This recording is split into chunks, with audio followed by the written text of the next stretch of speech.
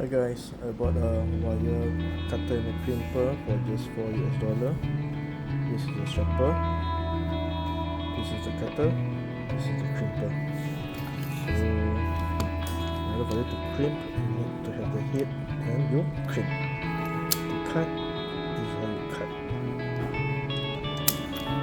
And to strap the wire, you lay here and you strap.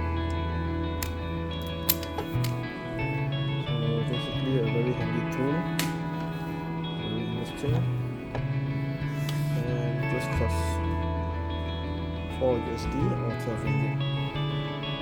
Nice buy and very interesting. Okay, see you guys.